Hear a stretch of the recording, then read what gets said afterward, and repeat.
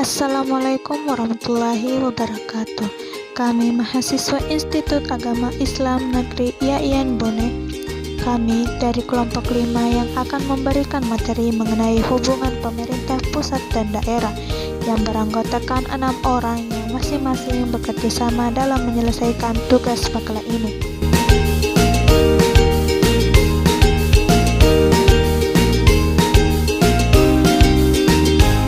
Untuk lebih lanjut, izinkan kami untuk memperkenalkan diri terlebih dahulu.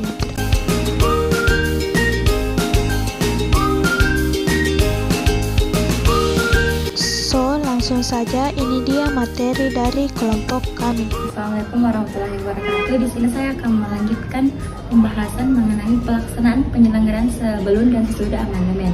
Nah, amandemen terhadap pasal 18 Undang-Undang Dasar 1945 dilakukan dalam tahap kedua, yakni pada sidang tahunan MPR yang dilaksanakan dari tanggal 7 Agustus hingga 18 Agustus tahun 2000. Nah, perubahan yang diterapkan untuk pasal 18 Undang-Undang 1945 ini tentang pemerintahan daerah melalui amandemen. Nah, melalui amandemen ini sangatlah cukup signifikan. Mengapa demikian? Semula dengan pasal 18 Undang-Undang 1945 yang termasuk dalam bab 6 hanya terdiri dari satu ayat dan satu pasal saja. Namun, setelah dilakukannya amandemen, ditambahkan 2 ayat baru dan yang masing-masing ayat tersebut ditambahkan 2 ayat di dalamnya. Setelah dilakukannya amandemen terhadap pasal 18 Undang-Undang 1945 dari pasal 18 yang berisi 7 ayat dan pasal 18 A yang terdiri 2 ayat dan pasal 18 B juga terdiri dari 2 ayat. Nah, adapun isi dari pasal 18 Undang-Undang Dasar 1945 sebelum diamandemen atau dilakukannya perubahan yang berbunyi di dalam pasal 18 ini isinya yaitu pembagian daerah di Indonesia atas daerah besar dan kecil yang terdiri dengan susunan pemerintahan diterapkan dengan undang-undang dan memandang dan mengingati dasar permusyawaratan dalam sistem pemerintahan negara dan hak-hak asal-usul daerah yang bersifat istimewa. Yang kedua, isi pasal 18 Undang-Undang 1945 setelah diamandemen atau dilakukannya perubahan. Adapun isi pasal 18 ayat 1 yang berbunyi Negara Kesatuan Republik Indonesia dibagi atas daerah provinsi dan daerah provinsi itu dibagi atas kabupaten dan kota, yang tiap-tiap provinsi, kabupaten dan kota mempunyai pemerintahan daerah yang diatur dengan undang-undang. Nah, ayat 2 yang berbunyi pemerintahan daerah provinsi dan daerah kabupaten dan kota mengatur dan mengurus sendiri urusan pemerintahan menurut asas otonomi dan tugas pembantuan. Adapun isi ayat ketiga yang berbunyi itu pemerintahan daerah provinsi, kabupaten dan kota memiliki Dewan Perwakilan Rakyat atau DPRD yang dimana anggotanya dipilih melalui pemilihan umum. Dan pasal keempat, gubernur, bupati dan wali kota masing-masing sebagai kepala daerah provinsi, kabupaten dan kota yang dipilih melalui secara demokratis. Dan pasal ayat kelima yang berbunyi itu pemerintahan daerah menjalankan otonomi seluas-luasnya. Ayat ke-6 yaitu pemerintahan daerah berhak menetapkan peraturan daerah dan peraturan lain. Dan ayat ke-7 yang berbunyi yaitu susunan dan tata cara penyelenggaraan pemerintahan daerah diatur dalam undang-undang. Nah, adapun perbedaannya di sini mengapa dilakukannya amandemen terhadap pasal 18 Undang-Undang Dasar 1945 di mana yang sebelum diamandemen hanya membahas mengenai negara yang bersifat istimewa saja.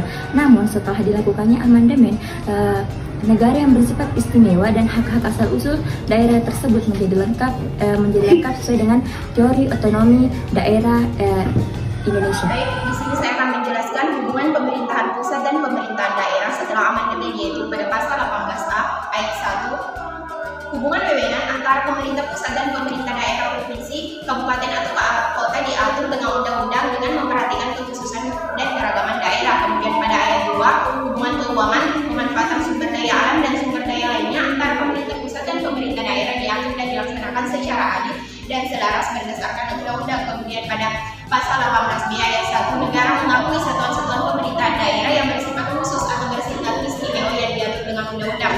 Kemudian pada ayat 2, negara mengakui kesatuan-kesatuan masyarakat hukum adat dan hak-hak tradisionalnya sepanjang masih hidup dan sesuai dengan perkembangan prinsip negara kesatuan Republik Indonesia. Dalam pembahasan pasal 18A mengemukakan hubungan pemerintahan pusat dan pemerintahan daerah dapat dipandang bersifat komplementer, artinya saling membutuhkan secara timbal balik. Kemudian pada pasal 18B, negara mengakui satuan-satuan pemerintahan daerah yang bersifat khusus atau istimewa, maka memungkinkan pemerintahan daerah untuk membentuk otonomi khusus. Hubungan antara pemerintah pusat dengan pemerintah daerah. Secara umum, hubungan antara pemerintah pusat dengan pemerintah daerah dibedakan menjadi dua, yaitu hubungan struktural dengan hubungan fungsional. Hubungan struktural adalah hubungan antara pemerintah pusat dengan pemerintah daerah yang menitik beratkan pada struktur atau hubungan kelembagaan, sedangkan hubungan fungsional adalah hubungan antara pemerintah pusat dengan pemerintah daerah yang menitik beratkan pada fungsi atau pelaksanaan kewenangan. Menurut Clark dan Stewart, hubungan pemerintah pusat dan pemerintah daerah dibedakan menjadi tiga, yaitu yang pertama the relative autonomy model, di mana pemerintahan pusat memberikan kewenangan yang cukup besar kepada daerah dalam menjalankan tugas dan tanggung jawab yang telah dirumuskan dalam peraturan perundang-undangan. Sedangkan yang kedua yaitu the agency model, di mana pemerintah daerah tidak diberikan cukup kewenangan kepada pemerintah pusat sehingga daerah hanya sebagai agen atau penyalur dari pemerintah pusat untuk menjalankan tugas dan kewajiban. Yang ketiga yaitu the interaction model, yaitu di mana peran atau keberadaan pemerintah pusat ditentukan dengan interaksi antara pemerintah pusat dengan pemerintah daerah. Baik, langsung saja di sini saya akan menjelaskan beberapa asas-asas penyelenggaraan pemerintah daerah itu sendiri. Nah, asas-asas penyelenggaraan pemerintah daerah terbagi atas tiga, yaitu asas desentralisasi, asas dekonsentrasi, dan asas tugas pembantuan. Langsung saja, yang pertama asas desentralisasi. Asas desentralisasi yaitu penyerahan sebagian urusan pemerintah pusat kepada daerah untuk mengatur dan menjalankan rumah tangganya sendiri. Maksudnya dari sebagian urusan karena tidak semua urusan dapat diserahkan kepada daerah, baik itu provinsi maupun kabupaten atau kota. Kemudian yang kedua yaitu asas dekonsentrasi. Nah, asas dekonsentrasi ini merupakan pelimpahan wewenang dari pemerintah pusat atau pejabat yang berada pada wilayah provinsi yang melimpahkan wewenangnya kepada kepala kantor atau departemen yang ada pada kabupaten. Kemudian yang ketiga yaitu asas tugas pembantuan, di mana asas tugas pembantuan ini merupakan penugasan dari pemerintah kepada kabupaten atau desa, yang dimana untuk melaksanakan tugas tertentu dengan kewajiban melaporkan dan mempertanggungjawabkan pelaksanaannya kepada yang menugaskan. Sini saya akan menjelaskan prinsip-prinsip penyelenggaraan otonomi daerah. Dalam penyelenggaraan otonomi daerah ada 5 prinsip. Yang pertama itu prinsip persatuan, prinsip perilihan tanggung jawab, prinsip penyebaran, prinsip keserasian, dan prinsip pemberdayaan. Dalam penyelenggaraan otonomi daerah itu juga harus berdasarkan atas otonomi yang luas, yang dalam hal ini dimaksud kabupaten atau kota dan provinsi sebagai otonomi daerah yang sempit. Dalam penyelenggaraan otonomi daerah itu juga harus memperhatikan beberapa aspek seperti aspek keadilan, aspek kesatuan, aspek pemerataan, dan juga aspek keanekaragaman hayati. Dalam penyelenggaraan pemerintah juga harus sesuai dengan konstitusi agar tetap terjalin antara hubungan antara pemerintah pusat, pemerintah daerah, dan antar daerah sendiri. Dan yang terakhir, dalam penyelenggaraan otonomi daerah juga harus memperhatikan fungsi legislatif. Dalam hal ini fungsi legislasi, fungsi pengawasan, dan fungsi penyelenggaraan pemerintahan daerah. Urusan penyelenggaraan pemerintahan dalam pasal 9 Undang-Undang Nomor 23 Tahun 2014 mengklasifikasi urusan pemerintahan terdiri atas urusan pemerintahan absolut, urusan pemerintahan konkuren, dan urusan pemerintahan umum. Yang pertama, absolut.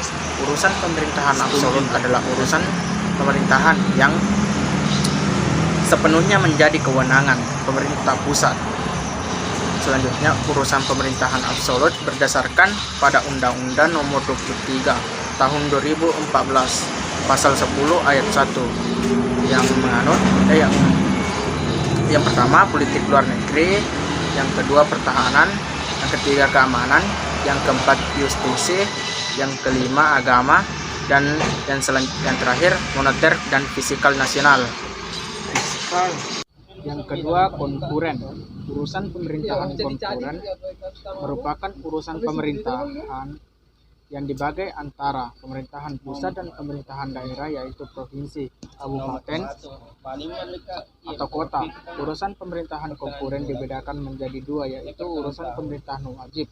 Urusan pemerintahan wajib berkaitan dengan pelayanan dasar. Pelayanan dasar adalah pelayanan publik untuk memenuhi kebutuhan dasar.